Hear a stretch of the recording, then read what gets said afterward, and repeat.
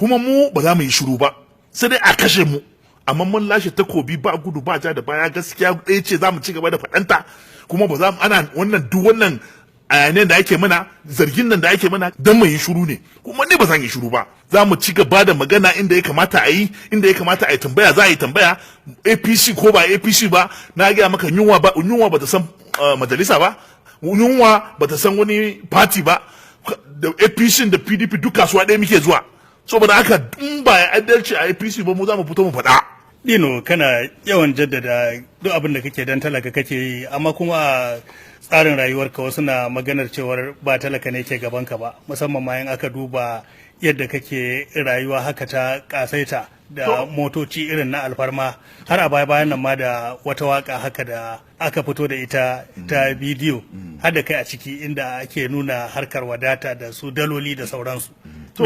To malam, yanzu ne dai da aka nuna mu hadisin da ya ce karka ji daɗin rayuwanka, wani hadisi ne ko kuma wani annabi ne ya ce karka ji daɗin rayuwanka?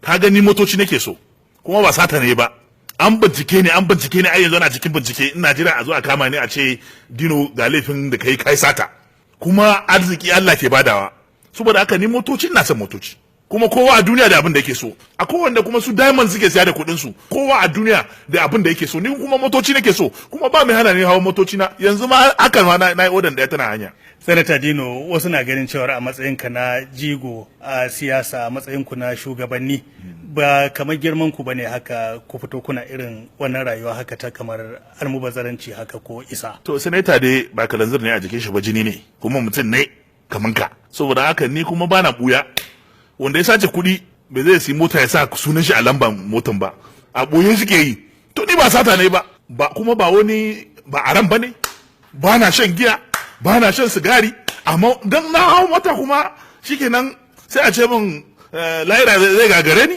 Amma Dino, yanzu da irin waɗannan motoci na alfarma, idan da a ce wasu ƙanana kake kamar matsalolin talakawa nawa za ka iya yasarewa da irin kuɗin da kake kashe kan irin wannan motocin? Har gobe ina taimaka talaka daidai gwargwado.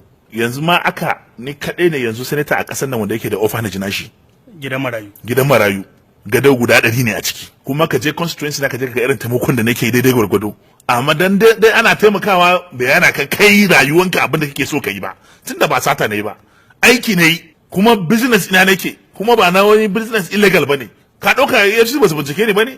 Ko kuma ba sa bincika na? Ko kuma irin ɗan surutun ma da nake a kansu ma ai ya isa su daure ni inda da ina da wani shedi abin nan. Saboda haka ni yanzu duk wanda ya ce mun karin ji daɗin rayuwa na ma ƙarya yake, wallahi tallahi sa kaya dai masu kyau zan yi, in hau mota mai kyau zan yi, sutura zan saya, amma sata ba zan yi ba.